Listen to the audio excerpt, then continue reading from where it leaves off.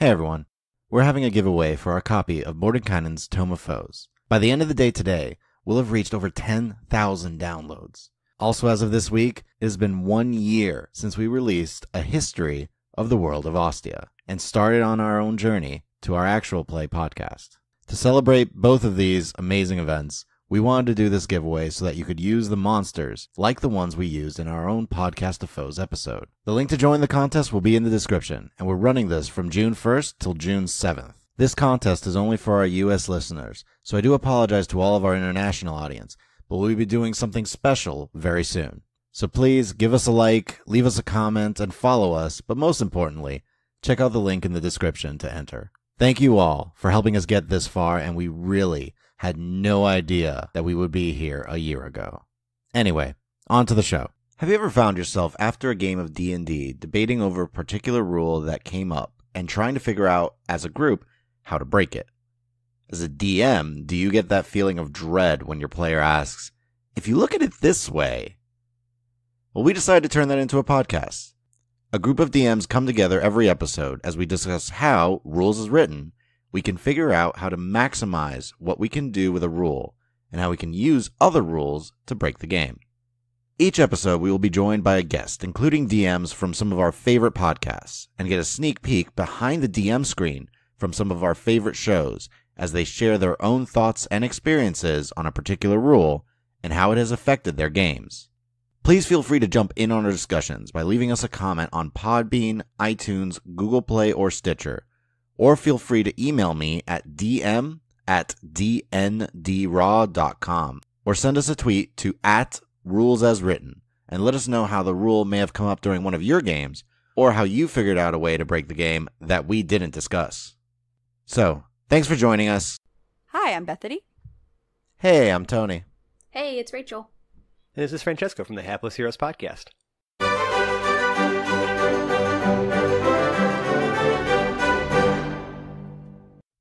Today we're going to be talking about critical successes and failures.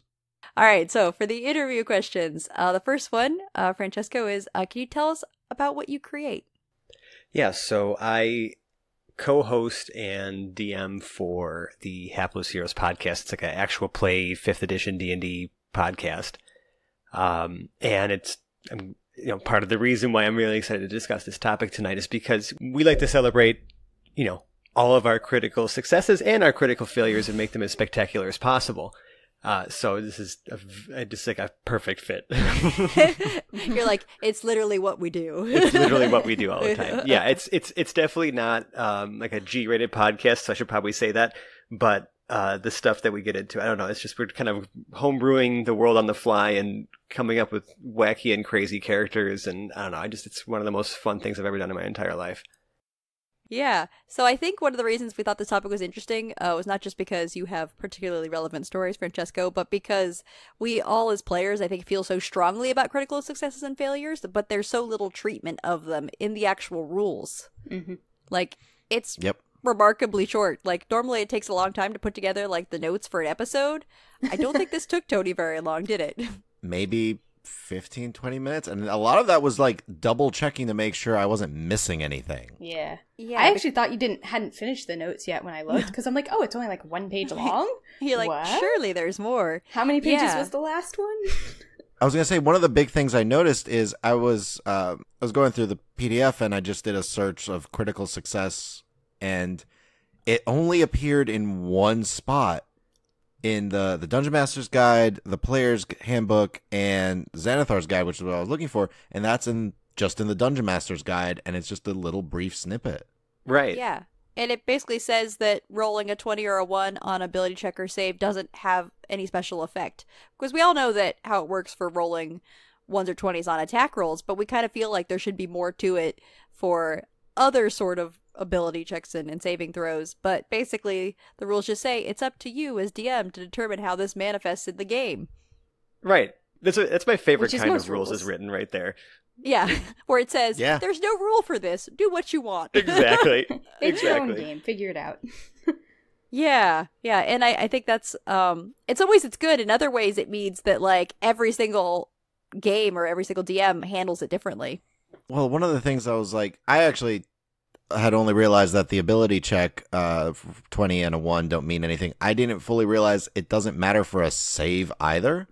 And that means some really high level enemies, it doesn't matter what you roll, you failed. Mm-hmm. So this kind of brought up my stance on rolls is if a roll cannot succeed, it shouldn't be a roll. Because I feel like there's nothing more heartbreaking as a player than rolling and getting a natural 20 and being prepared to celebrate and then being told, you failed anyways. Yeah. Yeah. Oh.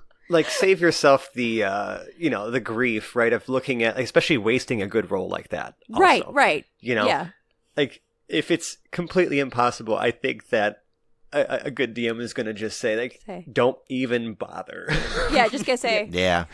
I'm sorry, man, it's not happening. Like, it's not gonna be a thing. Which I've done it. I do that for ability checks sometimes because there are certain, player characters who literally can't succeed on certain checks because they have negatives, and it's just not gonna happen. And I think it would be cruel just to say, well, I'll have you roll. Ha ha ha! You fell for my clever trap where you can't succeed.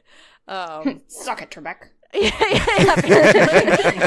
Because you know that's what you're doing behind your screen. basically. Bethany is the most diabolical. Me? It's definitely Tony. Tony's a more It's definitely diabolical. Yeah. I'm like, if I'm evil, I'm very upfront about it. Tony's secretly evil as a DM. I don't know what you're talking about. Secretly evil DM. I think that every player thinks that their DM is secretly evil, no matter what. Because the thing is, like, you kind of, and it's sort of like the double-edged sword of DMing, because it's a lot of fun, but at the same time, like, you completely erode the trust between you and your friends when they sit down at your table to play the game. Yeah, because you're their antagonist. You're literally every antagonist. You're the world. You're the characters. You're everything that's stopping them from doing what they want. The traps. Exactly. Adam has even said that his anger towards what happened to his little ones in our campaign wound up being directed towards me. You think? Right. He's like, he came in and was like, I'm sorry that my anger was misplaced against you. I just don't want you to hurt my little ones.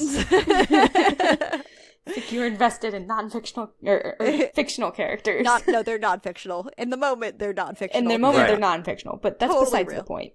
Yeah. So I think it sounds like we're all on the same page with a roll should mean something. If it's meaningless, then there shouldn't be a roll. Because the purpose of the dice is to control that whole random element. And if they're doomed to failure, then why taunt them? Just let them fail. That's already mean enough. Right. I mean, it's the same thing on the opposite end if there's no chance of them failing. True. I might actually have a counterpoint to that.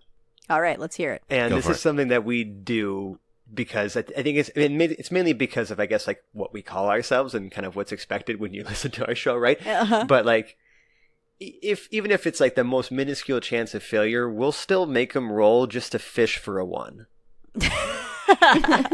Okay, give us an example. What's a minuscule chance of failure? Like, Okay. what level of task are we talking about? So I'll give you something that Putting on your pants. something I've noticed Dave do, our other DM, right? Something I've noticed him do is, as we're just like, getting wrapped up in conjecture, right? Just like talking, making plans or whatever, when maybe we're in a time sensitive situation, I'll just hear him start rolling dice, like behind the screen. Like, he's not saying anything. He's just kind of looking at us, rolling dice, right? And he's essentially just fishing for like a 1 on his side to see, okay, someone's going to show up as soon as one of these hits a 1. It means you almost use it as like a timer, a random Okay. timer.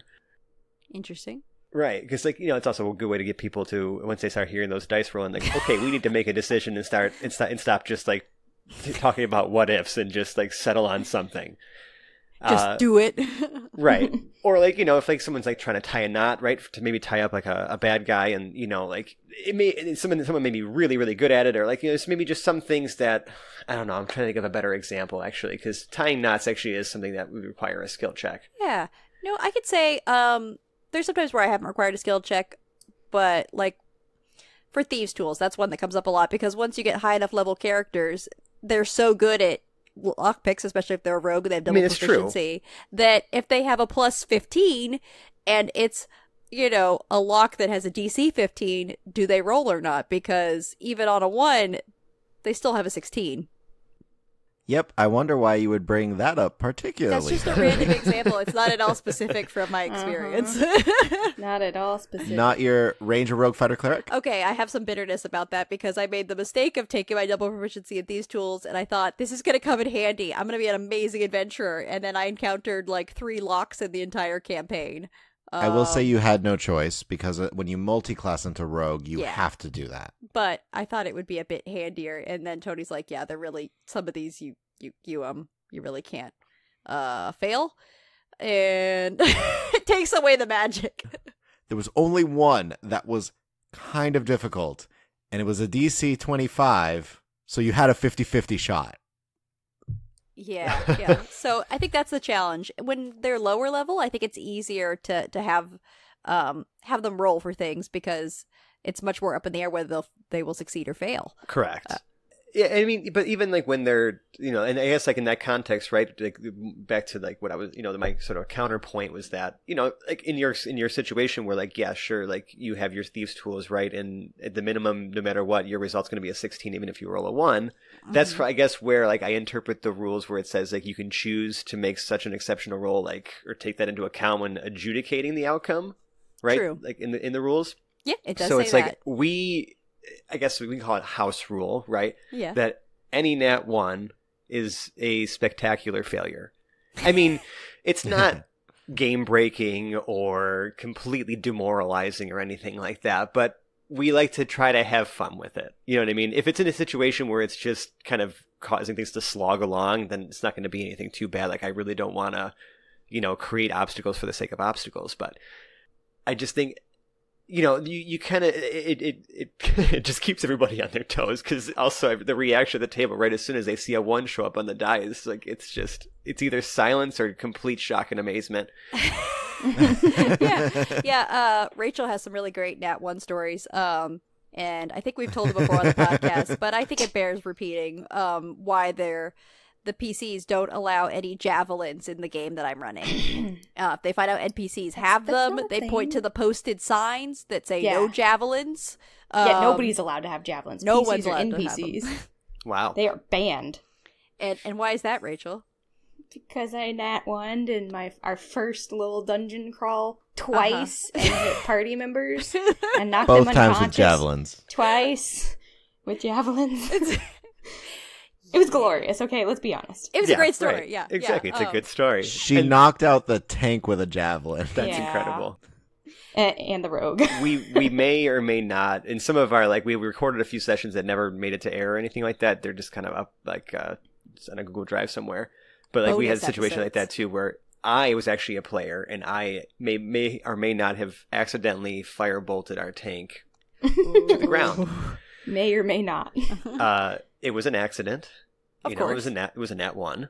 Uh-huh. But it came at literally the worst possible time. Actually, in that so we had this session, we put it up on our Patreon, right, for anybody who had donated to us, and I think that part of the reason I put it behind, put it away, where some people, not the entire public's going to hear, is because I rolled 11 nat 1s in that episode. Oh. 11 over a 2.5 hour session. 11. Yeah, I've been there. How many was it, Tony?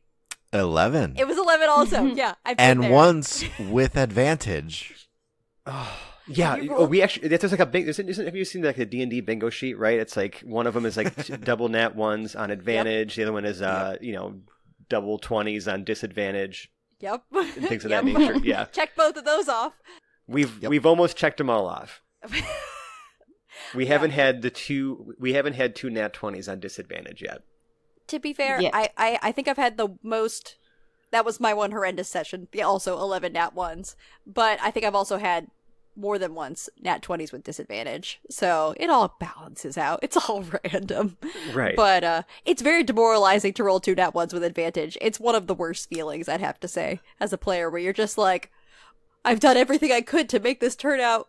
Oh, I've been Better than it betrayed. is. Right. Yeah. And I don't even know what you were doing for that, but I just remember I just gave you one of my die and just here, just Where you're like, For the Please stop. future. you're Please like, stop. roll this. It's Right. not happening tonight. The DM feels bad now. But Francesco, you were saying, do you think you partly wanted that to be a bonus episode because you wanted to hide your shame? Or... Yes, that's kind of that's really what I was like circling around, but I didn't want to say it. Oh, sorry. I'm sorry. I know how it goes. I felt that way too, even though you're like, and you turn to the party and you're like, I'm really sorry, guys. It's just chance. It's just random Right, it's not probabilities. I don't know what happened. You feel like you have to like justify it, like right, because their somehow... characters are mad at your character at that point because you just keep messing up, and right. Especially if you have like injured them in some way due to your messing up or caused harm to befall them by not doing something successfully. Yeah. It's like a weird sense of guilt. It's painful. It's painful. Really. You don't want to let your friends down, you know? Right. Especially if you're like, I'm normally so capable. I don't know what happened. This never happens for me. Right. Yeah, you start to like say really ridiculous things. And then I'm not a superstitious person. I don't really believe in like having a lucky set of dice or an unlucky set of dice. I use the same dice all the time, whether I'm DMing or playing. Sometimes they're great, sometimes they're not, because that's how chance goes. Really? I think I'm a weird person. I feel like it's rational, but I think I'm the only one who's 100% that way as a player in our group. Everyone else has some sort of ritual or process for dice rejection or dice shaming or dice prison. Yep. I feel like after prison. they betray you enough times, like you feel like you need to do something to just, I don't know, try to turn the tide. You know what I mean? Yeah. So something. You're like, sorry, they are cursed now. I need to. I put them back in the bag. Yeah, I stubbornly keep using them. Relentlessly. I keep using them. Yeah. I have only ever stopped using a die once, and that was as a DM, where out of 30 rolls, 25 of them were less than a 5. Yeah, that one goes back in the bag. Yeah, that one, I'm like, you know what? It's enough. I don't actually believe in this, but I'm stopping rolling this die. Yeah. So Francesco, you'd be of the camp of if a die has underperformed, it has to be put aside. Yeah, it goes back in the bag. Then you bring in like the second string die who's been sitting there waiting for its chance. Yep. Yeah. I mean, like I'll sometimes I'll rotate between two in front of me. Like I'll usually have, especially because you need another one available for like advantage and disadvantage and stuff. So I'll switch between those two. But if one is consistently rolling poorly, it goes back in the bag, and then I pull another one out. Maybe I should start doing that. No, don't listen. That's crazy talk. It's not like it means anything. Like I know that there's the probability is pretty much the same on all of them. I mean, I have a friend, and I guarantee he's going to listen to this episode because he's a big fan of our show and he's a good friend of ours in real life, Phil. And he goes through and does the water test, right, to like make sure that they're balanced, that they're weighted properly. Like he wants it to be truly random.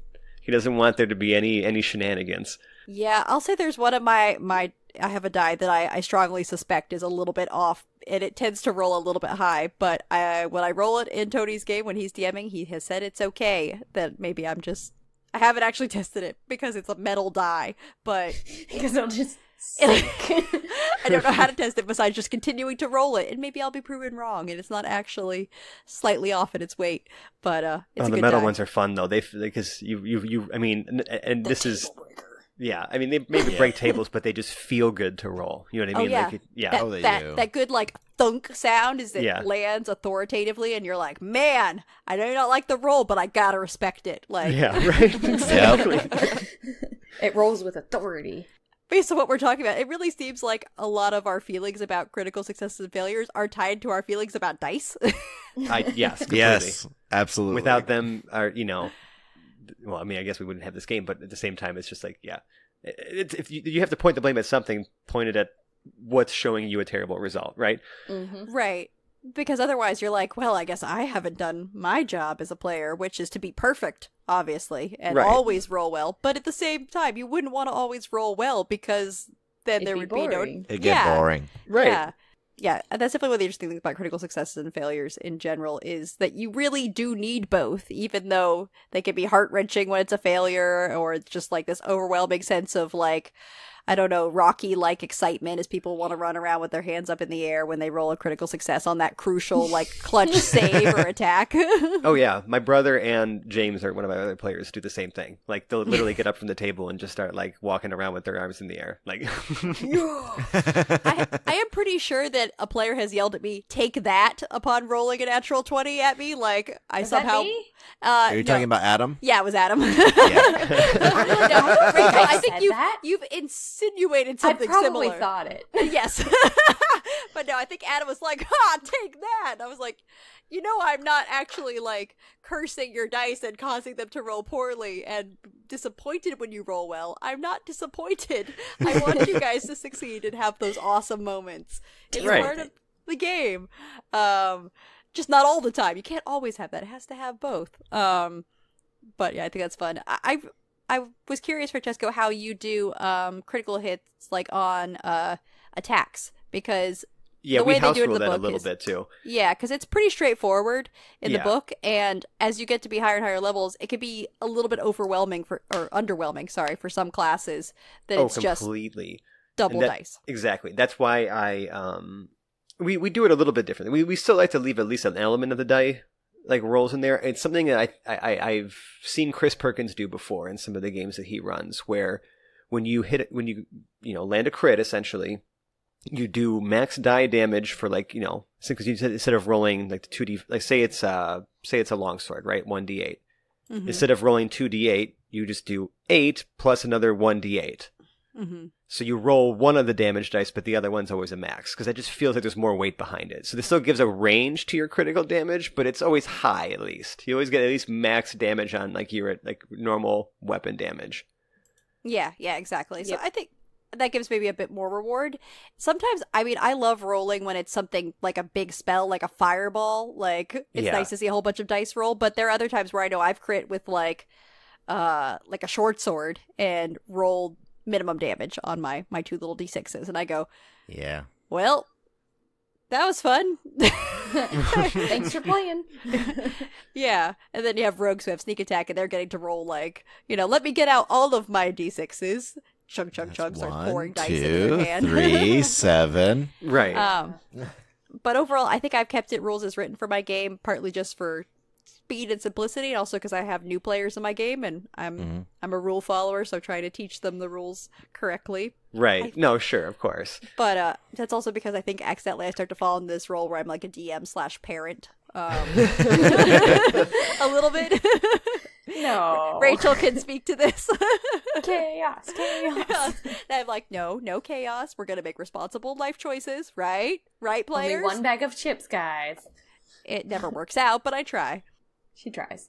Yeah, see, like, I like wild and, like, wacky, like, rules and interpretations of them. I mean, if anything, like, I do mostly go by rules as written. This is probably the most complex, modification we've ever done to, like, the way we, like, interpret a rule. You know what I mean? Like, because it does, trying to explain it, like, listening to myself explain it, it's like, okay, so this sounds a little complex, but it's really not that bad. So I guess that would be the question. So what would be an example of what happens for you on a critical failure? Say someone swinging a longsword at enemy, they roll that nat 1. What happens besides Okay. them failing to hit? They might, either knock themselves prone, or just like have some sort of, like, minor, like, sort of condition or disadvantage during the combat, right? Like, oh, maybe your next attack's at disadvantage, like, because you sort of caught yourself off guard and now you're off balance or something like that. Or, you actually went, as soon as you went to swing the sword behind you, you didn't have a good grip on it, and now it's actually on the ground behind you. Oh no. Right. Things like that to kind of swing the battle back and forth. Yeah, so how do you decide which effect it's going to be? Do you have a table or? No, it's kind of just whatever strikes us in the moment. Okay, it's whatever feels right. Right. Sometimes in some of my casual games, I'll try to involve anyone who's not playing, but, like, might be around. Like, sometimes, like, my wife will get home, like, she's like, she was out. I'll just turn to her and be like, hey, he missed with, he got a nat 1 when he was trying to shoot with his bow. What happened? She's like, the arrow brushes him in the cheek. Perfect. All right, that happens now. You're Like, okay, just crowdsource it, even. Yeah. Yeah. Crowdsource See what DMing. comes up. The DMing of the future. Right. But yeah, it's so. I mean, it's never anything that's going to, like, completely screw the party over, but you should feel like it's in the same way that a critical hit is a little more oomph. In our world, we want our critical failures to feel the same way. Yeah, I'm pretty straightforward in how I do critical failures for attacks, which is usually just a chance to miss, and given the way my party plays, they're almost always surrounded by their fellow party members. Oh, yeah. Yep. Hitting someone else is pretty common, yeah. Yeah, so usually at that point it's in their hands, and it's like, okay, you're each getting a number, we're rolling a d4. One of those is it completely misses, and it hits no one, so there's always that moment of tension as they find out who's taking the damage. who's going to start pointing fingers at other people's faces. Yeah, Dave does that too, actually. He'll roll like a d6 or something like that, or just to figure out who would hit at the table instead. It's a pretty good idea. Yeah, and sometimes it doesn't make sense depending on how the layout is, where somebody fires, an arrow off at someone in the distance, it completely misses, and there's no one else in front of them. Sometimes that's just a failure. It's just embarrassing at that point. Right. You just feel like you should look dejected. It's pretty much right. It's like, shame on you. You know you could do better, but you didn't. But you didn't. You failed. So we talked about critical successes and like fumble tables. I know, Rachel, at one point you were looking at one like critical success at fumble table, and we were like, no! I know. Like, we started panicking. I don't want to break the bow that I took 3 weeks to make in a single roll. Well, the other thing, too, is I've heard of a game that somebody's playing in, and, like, here's an example of one that's, like, how do you make sure it's balanced and everything? So, you have a half-orc fighter, right? Half-orc fighter? The ones that have the, instead of dropping to 0 hit points, they drop to 1 the first time they would die. So, half-orc fighter, the opposing creature was a wolf of sorts, I think it was, that bit the half-orc, and they crit. They got a crit success. So they had a fumble table, or a crit success table, that they rolled on. And they got, on that success table, they got immediate decapitation. Oh. So that character immediately died. Oh, Void wow. all things that are, like, how is it possible that a wolf bit a head off? How is it possible that overrides the orc, or the half-orc, ability to drop to 1 hit point? Like, it basically overrode everything. I'm like, wow, that sounds really unbalanced. Oh, yeah. So... And a bit cruel, perhaps. Yeah. I mean, unless like that's the expectation walking into like that, whatever, like if it's a game or a one shot or whatever it is, right? Like if that's like what's expected, okay, fine. But like, if it's one of those things where it's like, oh, like I wasn't planning on like, having a character die during this. Like, in fact, like this was more just like a filler to kind of weaken you before the actual bad guy, right? I was like, I thought we were all going to be friends, right, guys? Like... Right. Yeah. But yeah, like how would you make that so that it's fair without being murdery? Well, I don't mind it being murdery, right? So like maybe just instead of it decapitating and insta-dead, you're knocked to 0 hit points with like 1 failed save instead. Like, I don't know. I didn't agree with that ruling. I know several other people who didn't agree with said ruling. Yeah, I probably would have ruled that rather than insta-kill him, it nearly killed him, but he still got the half-orc. The first time you drop to 0, you drop to 1 instead. Yeah. Yeah, because there were so many things, like, against it that's just, like, it would make sense if that was a halfling and they were fighting, I don't know, an ogre that whacked their head off like a golf ball. Oh, gosh. It's horrifying. That makes sense. Oh, really bad mental picture, Rachel. Thanks. You're welcome. I think kind of maybe part of it is what are we trying as DMs to achieve with critical success and failures? Is it just to make characters or players feel like they're like really heroic and they're going down and almost dying and it's a struggle? Or is it to like punish them? Yeah. And I think that's maybe where the line, it feels like, where that feels like punishment rather than just like a consequence. Yeah. Right. Or like just like, sort of adding to the comedy of errors. Like, it's when it becomes a point where, like, I mean, if you're just trying to be vindictive, then it's not going to be fun for anybody. Well, then here's the other question to that is, if you're using the fumble tables and the crit success tables, are you using them across the board? So NPCs they apply to as well? I mean, yeah, that's where it gets dangerous, like, introducing like additional mechanics like that, right? Because like you're kind of like taking some rules as written and conflicting them with others that may not necessarily overlap one to one, kind of like, like that wolf, you're essentially decapitating a half orc, because they have an ability, right, that can prevent them from dropping to zero. So you kind of have to interpret, to be decapitated, you're obviously dropping to 0 hit points, right? And like doing that whole you can explain your way pretty much through anything. Then, right, yeah. Exactly. And then it just trades comes first. Right, and at that point it just slows the game down because you're all arguing about how to do it. So it sounds like what you're saying is that you feel like the whole purpose is not just to have fun and excitement with the rolls, but to serve like the narrative and the story. Right, yes. Right. Whether it's to further the continuing narrative or to add a new wrinkle. You know what I mean? Like, I feel like that's how it should work. Like, it should never be just to straight punish the party.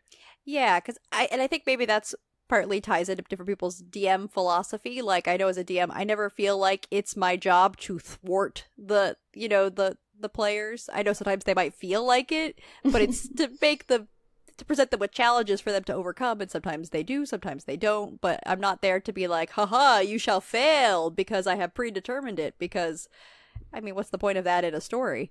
It should be, part of it's up to the dice, part of it's up to, their ability to work together and follow their, I was going to say follow their dreams. That doesn't sound right. It sounded bad as it was formulating in my head. But follow their destiny. To stay true to their, like, commitments as a character and what they're trying to achieve. Yep. That sounds better. Mm-hmm. Didn't want to sound like a Disney save. Movie or something. Follow your heart, that sort of thing. Yep. Believe in the magic. So I guess, Francesco, my question would be, like, what would be an example of, like, a Nat 1 that you've had in the game where you felt like it added an interesting layer or dimension to what the players were doing? So, yeah, this is, like, my favorite moment so far, I think. I think it was, and if I recall correctly, I think it's episode 17, which we've aptly named Roll 1 for Victory. Nice. And the reason I like this moment is because it's kind of like I was helping make up for maybe a situation where maybe I was adding too many die rolls just to like kind of fish for that failure like I was talking about earlier.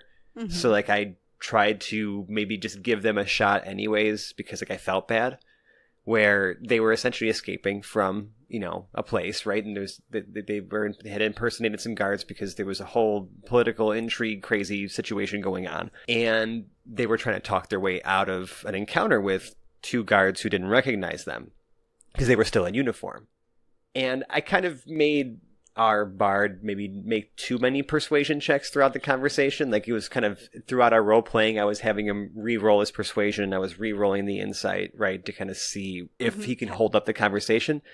And the final roll I made him do was a nat 1. And like everyone just like lost their minds, right? Because they're like, oh my God, like that's it. The jig is up. Like it's over. It's over for us. So I was like, I told him, I was like, okay, you know what? I'll give you guys a shot. I'm going to roll an insight for this guy still. And I'm going to roll it in front of all of you. If it's a 1, Ooh. He fails too. And that means like you've done it somehow. And so I rolled it in front of everybody. And the reaction, like I'm so glad that I captured this on like microphones. You know what I mean? Uh-huh. I mean, people were falling out of their chairs because I rolled a 1. Like the chance, the chances of it, right? The chances of that happening are, way more than 5% because, just to have 2 in a row like that. Oh my God, it was one of my favorite moments. Okay, I would not change a thing about it now. Like not at all.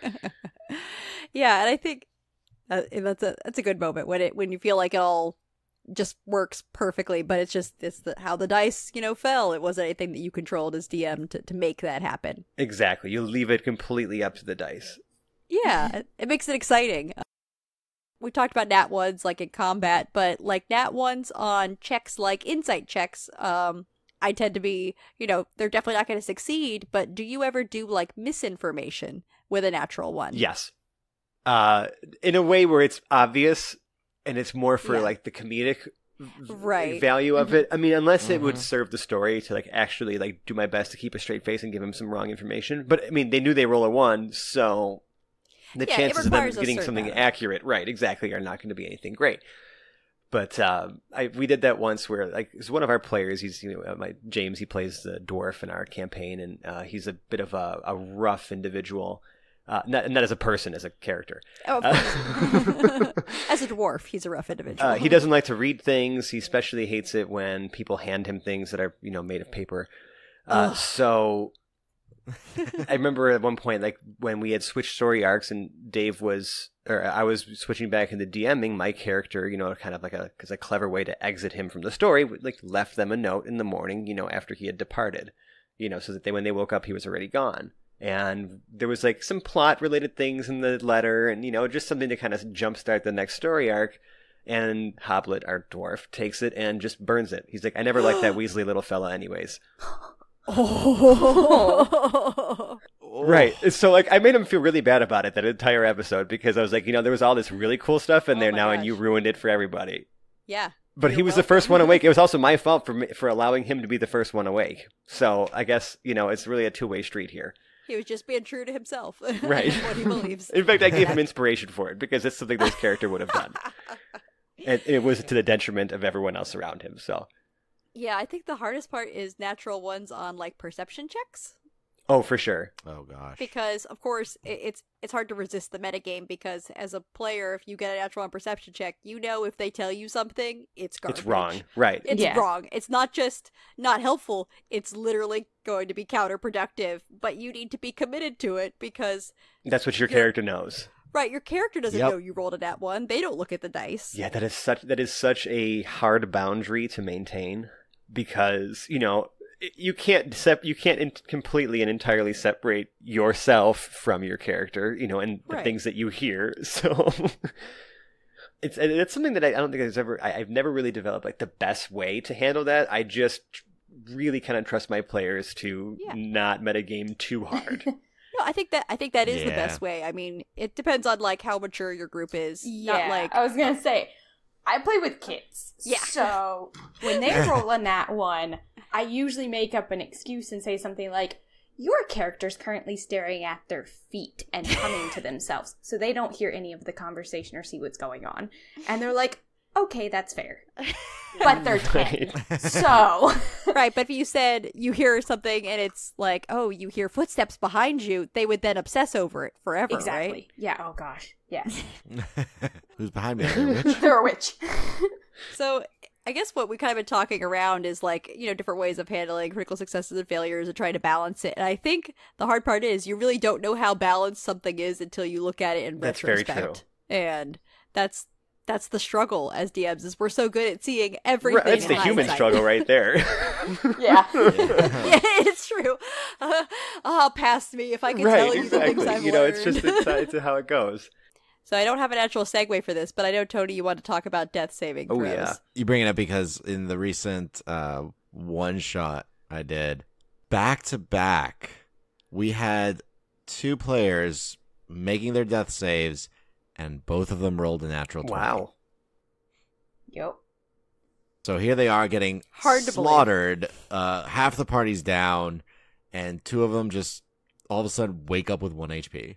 So I think death saving throws are in a way are like the ultimate like excitement for rolling a 1 or a 20. And we've talked somewhat about this in like our episode on death, but we haven't really talked about like I think how much you start to have emotional feelings about your dice. Roll. Oh yeah. Because you are in the hands of fate. And you only need a 10. Right, all the stuff you've built, all the things on your character sheet, and you're just like looking at this die like, it's all up to you, buddy. Unless my party members actually come and heal me like they're supposed to. But I don't know if they will. Right, yeah. When you're sort of in your death throes, right, like it's just it's terrifying. Mm-hmm. Because it's like you're relying on literally nothing but just a regular standard die roll. You're not adding anything to it. It's just on a 10 or better, great. Mm-hmm. Otherwise, very bad. Yeah. Very bad things. Yep. This was terrifying also with when Uthal, my Goliath fighter, actually fell from the sky at 0 HP. And since we didn't have the Xanathar's Guide mechanics for falling, you kind of home rolled it a little bit and said basically in 2 rounds I hit the ground. But I still rolled because I had a round in the air and I rolled like a 5. I was like, oh gosh, no, I'm dead. Yep. I'm going to hit the ground and be dead. Splat. Without splatting. Yeah. Yeah. He eventually was I was healed and- revivified and only kept together because of magical armor. Yep. So, Francesco, if it makes... See, I know I said I screwed up by giving that character a Vorpal sword, but you could see why I thought he'd be dead by now. Of course. I completely understand. Well, to be fair, I've been dead twice. Yeah. Healing magic is wonderful. But even then, like, I think the death saving throws become so much more crucial when you have something tragic happen and you have multiple players making them at the same time. Like, that's where you get panicky and you start to, like, question your dice. I know our friend Adam who plays in our game, like, he starts, like, checking out the dice and being like, who's the right one? I don't know who to trust. Like, there's a superstition, right? It's like, Yes, yeah, it kicks in, like, into overdrive when it comes to death saves. He's already paranoid. He is already paranoid, yeah, that's true. But especially Oh, yeah. for death saves. There was a while he kept saying I was trying to murder his character, but it wasn't that. It's just he rolled really terribly and kept rolling that once. And I'm like, I don't, as a DM, have any influence over your dice. It's literally the only thing I have no control over whatsoever. It's up to your dice to roll. Yep. It's not me. If you rolled that ones on your death saves, I'm really sorry. But anyways, I think it's interesting to have that be just totally dice driven. Oh yeah, and I like the way that it's written out because, like, you think about it, right? It's like 10 or higher succeeds, which technically means, right, you have at least a slightly better chance to succeed than you do to fail. However, Right. 5% better chance. Right. However, if you roll a nat 1, it's 2 failures. Yep. Yeah. So, like, there's a true element of danger there, especially if you're coming up on your second death saving throw roll and you've gotten a failure already. Because because there's a 5% chance that this roll right here actually kills your character. Yeah. So I think what overall we like about death saving throws is that as a DM, there's nothing you have to do to make them more interesting or more exciting than they already are. The character's down. Like, everyone's kind of sitting at the edge of their seats because they don't want to lose, like, this character they've invested all this time into, and especially when you've had a long running campaign. The longer is running, the more people are attached to their characters. Oh my gosh, yeah. Yes. And NPCs. That too. And NPCs. They're attached to everything the more time you spend in a game. But I think because we've kind of been discussing, like, we try to add some of our own flavor to successes and failures. But when it comes to death saves, I think just leave them as they are. Leave it alone. There's not really much you could change there. It's pretty cut and dry. It's already terrifying enough as it is. Exactly. Let's not add anything else to it. In summary, I like death saves when I'm not making them. They're very exciting to watch. Yes. I don't like being part of one. Yeah, No.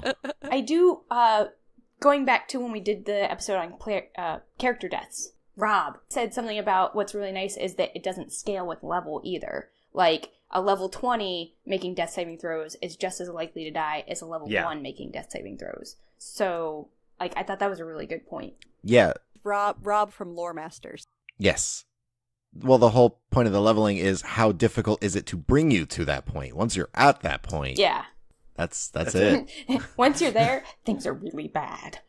You could be wearing all of the coolest equipment in the world, but you're still just dying. Yep. It's so You're sad. just quietly, and you always die alone. You look fabulous, it's because the but party's you're not there still to take care of you. Yeah. Because if they are, they could do a medicine check and, save you and stabilize you. But if they're not stabilizing you, it's because they don't care about you enough, or they are also dying. Or Yep. trying Pretty not much. to. Or they're not paying Or try not attention. to. Or not paying attention. But I think kind of that brings it back to, like, what you brought up, Rachel. I think one of the reasons we like critical successes and failures is they're kind of the same throughout the game. Granted, you have more control over, with your abilities, getting advantage of that sort of thing. But in another sense, the dice are always going to betray you and work for you on average the same amount throughout the length of the campaign. You hope. You hope. On average. I don't know. I think my odds are below average at this point. No, that's on initiative. That's on everything. Yeah. Oh, that's a question, actually. Francesco, would you have any sort of, I don't want to say punishment, but any sort of detriment for rolling a nat 1 on initiative, or is it just your punishment is you have a nat 1 I on feel initiative? like there's no reason to, like, it's just determining turn order. Like, that's one of the few places I don't inject, like, any sort of strange range, or because even if you roll a nat 20, no, it's just 20 plus or minus your initiative modifier. So like if your initiative modifier is a -1 and you roll a nat 20, sorry, it's still a 19. Like I was gonna say, asking for a friend. Right. Shut up, Rachel. Who has, against all odds, managed to roll consistently at the bottom terribly on initiative. I don't know Yes. how every time. Yeah. Except for that one time when she rolled really And well. then everybody rolled better. That's actually that's funny. We have James, our resident dwarf cleric, is the same way. Like even like he always rolls terribly, especially on initiative. Well, really, that's like what he complains the most about, right? And he's got a -1 too. And there was an episode recently where we recorded it, and like he actually had a really good roll, and everybody was still ahead of him. Yep. Everybody. Yep. I know the feeling. I'm like, yeah, I got a 17, and everybody else is like, He was upset. He was very upset. I got a 17 on the die. Yeah. I'm like, bite me. But then Rachel, you always point out, well, I'm the healer, so it makes sense for me to go Trundle in at the last end. to heal your butts. Yep. Uh-huh. Like, when that's you're probably all okay. dying. Okay. Yeah. After the Okay. meteor strike has come and nearly killed you all. Yeah, that's true. So yes, that sounds like we have a few exceptions, but overall, I think it's really combat where it's the most fun to play around with the critical successes and failures. Maybe somewhat with skill checks. We haven't talked as much about just saving throws in general, because we've always treated, I think, a natural 20 as a success on a saving throw. You did it. we always right. allowed yeah, that chance, I yeah. feel like Yeah. yeah, and then that one, maybe a little extra happens, or it's just bad enough that if it's something awful, I would probably leave it alone. But if it's like, if we're just, especially if it's like a constitution save from something like, whatever, like they're drinking or something like that, right? Like something questionable. That's what, if they we add a little extra to it, because it's really just, it's like for like the like role playing purposes. I would never fail a saving throw so hard that like I risk like completely, killing a party member for any reason. I think, unless I guess like the context would dictate. So I guess it's very contextual is what I'm trying to say. yeah. Well, I guess it may be kind of something we're getting at is, or at least I think we are, is that I don't think any one roll should make or break an entire like Absolutely experience, not, right. whether that's an encounter or something. Like, granted, it can feel like it, like, oh my gosh, that one thing ruined it all where I rolled the net 1, but it really shouldn't be one moment, I think, that the die changes everything irreparably for Right. better or for worse. Like, it should be the result of what's been built up throughout the story and everything. It shouldn't just come out of nowhere. I completely if that agree. makes sense.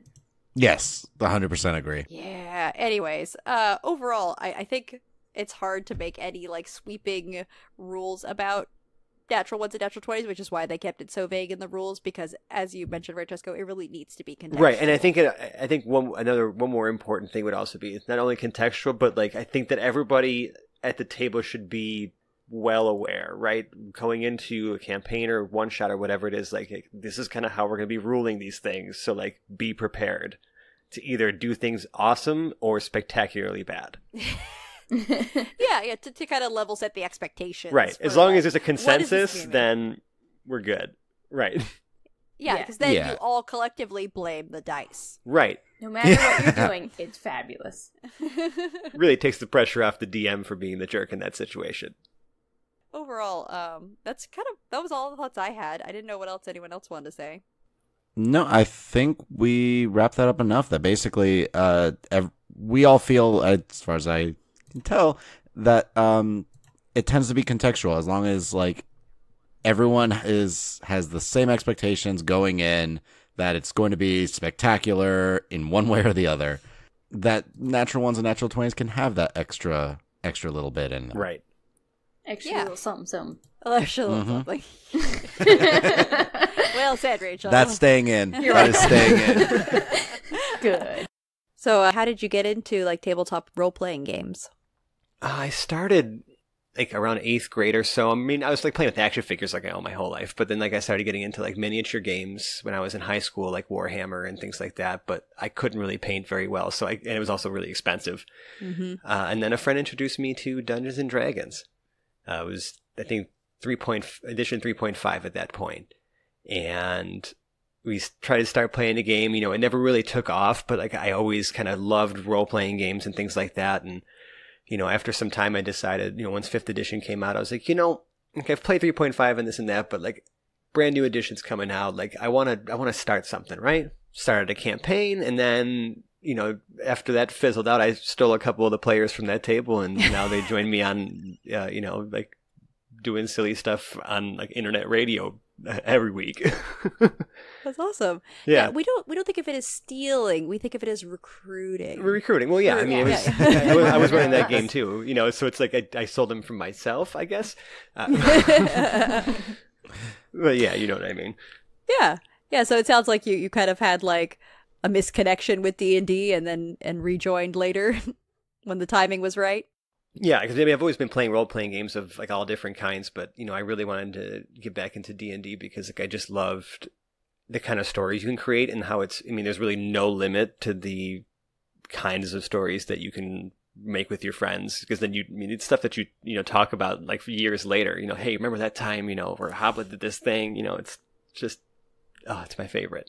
Yeah, even when it doesn't go well, like when you're saying you started 3.5, that's where Tony and I started too, because Rachel, our friend, invited us to play, and we have stories from that campaign. Even though we were terrible players, we didn't know what we were doing, we made bad choices, but we built a terrible party. I was a terrible DM. Okay, I didn't know what I was doing. It's just all terrible all around. It's still fun to like look back on that time, and be like, oh, you remember that time when I got totally murdered by like a blacksmith? That was hilarious.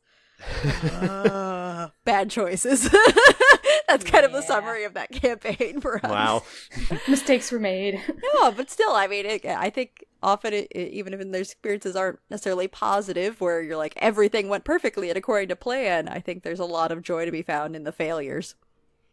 Oh, yeah. And that's kind of my favorite part of it, actually, because the failures themselves just create a whole different story. You know what I mean? Like, it's because like, especially as like a DM, like you never want the players to like not succeed. You just kind of have to make them realize that there's consequences to certain actions. Right. They get to succeed at something. It might not be the thing they thought they were succeeding at, and it might not be in the way they thought they were, but they're still moving forward in some kind of way. Right. Even if it means that now they have to get themselves out of yet another situation.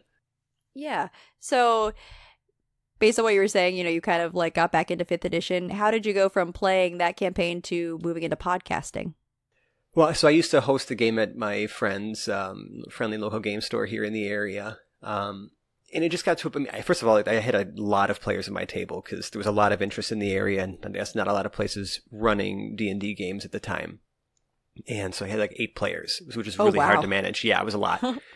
And, you know, if any of them ever listen to this, I want to make sure I say this in the nicest way possible, because I really wasn't upset. But like, you know, we just had people who would come like who weren't prepared or didn't like, you know, couldn't figure out how to like work with their characters or like level them up or do any of these, you know, like it just the sessions started to kind of fall apart in that way, because like, you know, we'd get together, we only have a certain amount of time before the store closes, and you know, half of it's spent just making sure that everyone's character sheets are up to date. Yeah, doing the admin work, which some people love doing, but overall a lot of people struggle with it. So I totally understand that it's easy to get bogged down, and then it very much is. And I think that I was taking it a little bit too granularly. You know what I mean? So like there was definitely like I felt if I went too much with the rules as written, right? Like it just it's so expansive that like I think it becomes overwhelming for people, especially who are new to the game. So I decided to just kind of end that campaign because, you know, people would just, you know, stop showing up and things like that. But some of my like best friends that I made at that table, invited them to my house to start a podcast, and, you know, they were really into the idea, and the amount of like growth we've like done, and like the shift from like, you know, like this gigantic table full of players who like, you know, were having a hard time interacting to like now like just like, I don't know, people who've surprised me as like incredibly awesome role players. Just kind of got us all together. I got a few new friends into the game. We simplified things a lot, and I don't know, it's the best campaign I've ever been a part of. Oh, I mean, that's nice to hear. And I think it's definitely true that like the game is different for everyone, and different players have totally different dynamics within their game, and people are looking for different things. So it's nice to hear that you found that scenario that suits you and your players. Right, because that's something that I guess it's a big thing in the the tabletop like role playing community, right? It's like you want to find it's not just like the campaign or whatever that you're playing through. It's the people that you're surrounding yourself with that like you want to like if you do it with friends, it means a lot, or you make new friends doing it. If you're all in it together, it can only succeed. Oh yeah, that's why we're always like quietly recruiting from amongst our friends. It's like, oh, you don't play D&D? Let me show you. Will. Yeah, You right, will. exactly. Let me show you how fun it can be, right?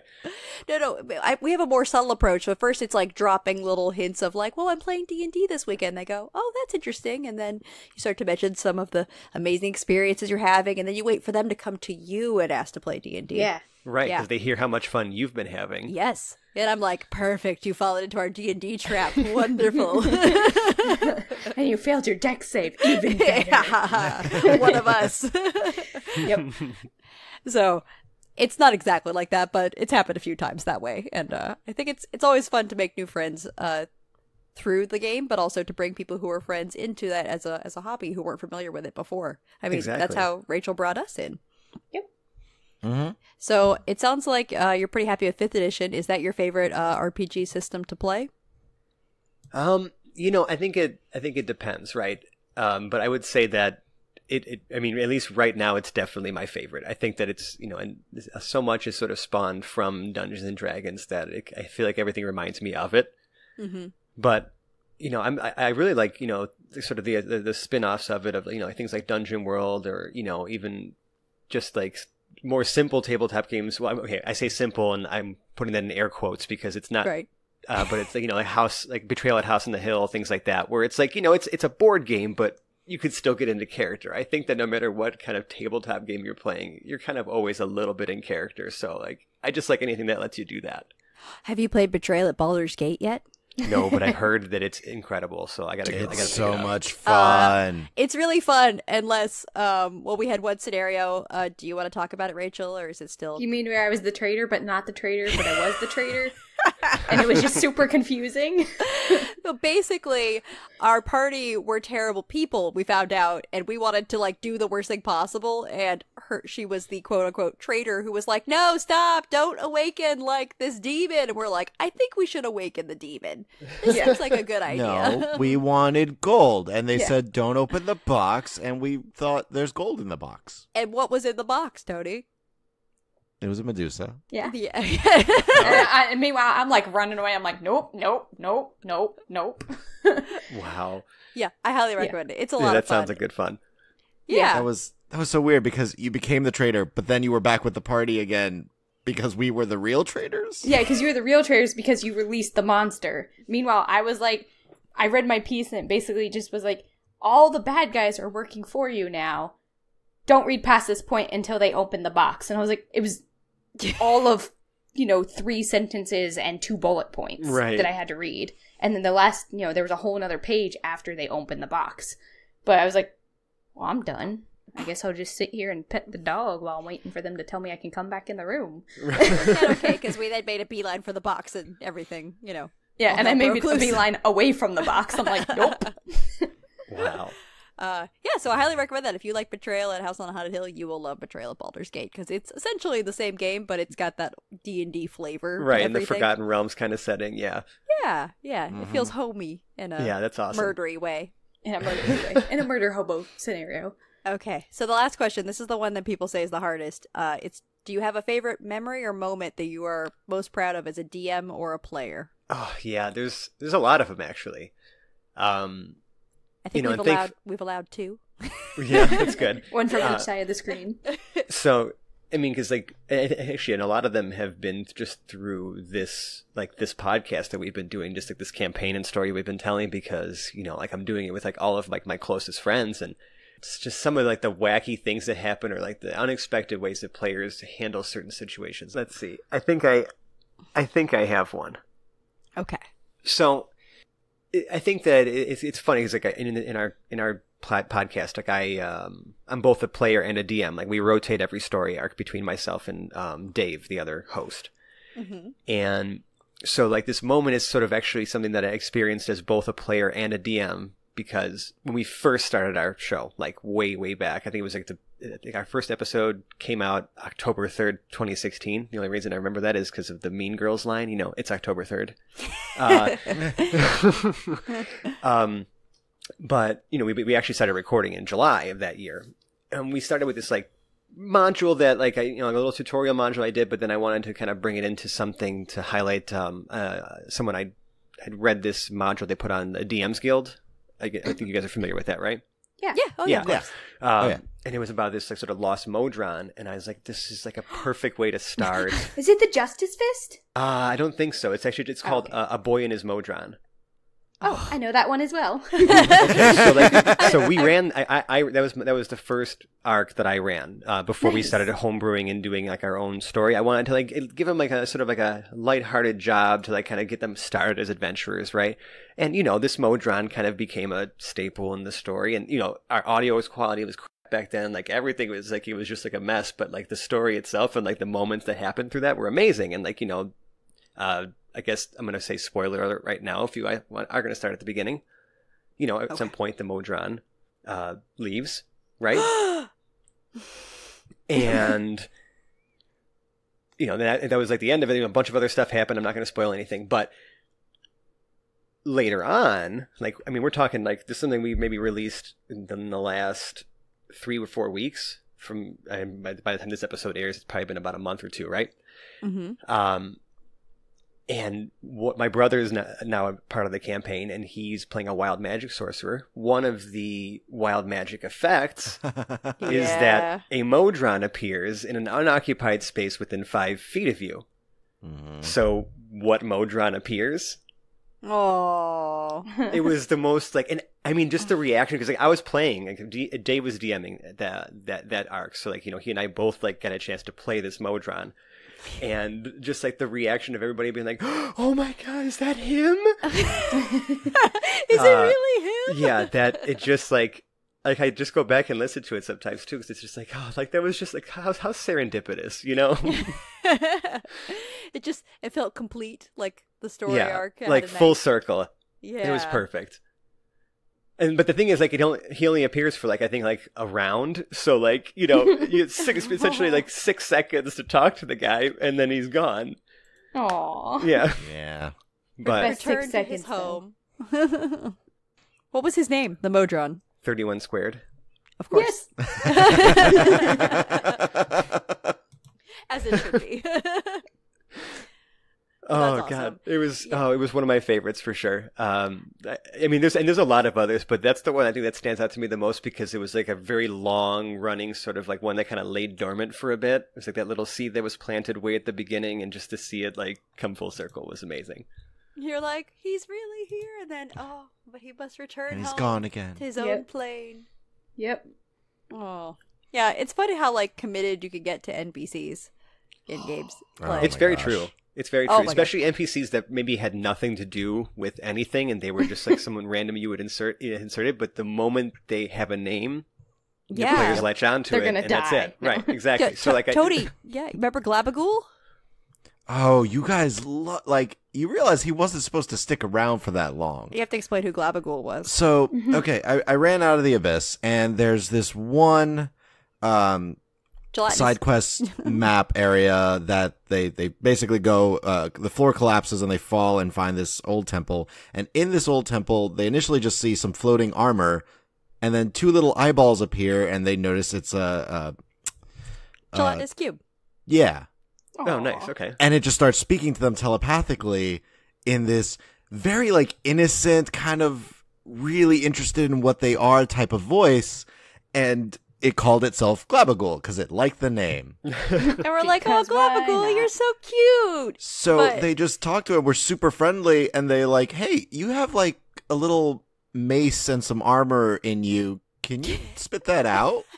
And it's like, yeah, sure thing. And just spits all this out. And here it is moving at a 15-foot movement speed to keep up with the party. And we realized eventually he could not continue to adventure with us because he was... so slow and not very useful in combat, so we decided to like send him off into the Underdark on his quest for adventure. Wow. But assuming we would never see him again. Well, okay, slight backstory on this and slight spoiler for it. He was essentially awakened with intelligence when Weeblex, Demon Lord of Oozes, appeared in the Underdark. And he just wants to see everything. Wow. He's so interested in everything. And there was like twice where the party were dealing with oozes all over the place. And he came in and just stood in the ooze's way because they can't hurt him because he's immune to acid. And he would just block the tunnel and just be like, hi guys. To the rescue again. And he would just like come and like, you know, jello his way into the scene. That's so amazing. And this random gelatinous cube just became like a little pet for the party for a little while. That's what they should do. I was gonna say I'm also a huge fan of like taking intimidating NPCs but then giving them like really innocent sort of like voices or dialogue or whatever just to kind of like, you know, you kind of like build them up to be really afraid, and then all of a sudden it's like, oh, this thing is harmless. Oh, it's just a friendly cube of jello. Right. Why, how lovely. Hello, little jello person. Oh gosh, I think the one part you guys like died slightly at was you started to approach him. He's like, no, don't touch me. People get hurt when they touch me. And we're like, oh, he's so how sweet of you. Can we Yeah. keep him? Actually, no, that was everybody else. My character was a drow, and she was like, no, we can't keep him. No, this is not practical. They're like, please. I was like, no, this is not a practical pet / party member. No, but It's the most practical pet and party member. is there, I mean, I think it's the nature of players to try to adopt things that they shouldn't. Yes. Especially sure. Rachel. No. Rachel's that player. Literally anything that can walk, Rachel will try to like adopt and bring into the party or send back to like their base. I'm just trying to give them jobs. Uh-huh. Trying to help the economy. Uh-huh. Just what I gotta do. She's just a caring person. I just wanted to say thanks so much, Francesco, for joining us. It was an absolute pleasure. This is like probably one of my favorite topics to discuss because there's so many different ways you can interpret it. Yeah. Yeah. And I really appreciate you guys having me with you.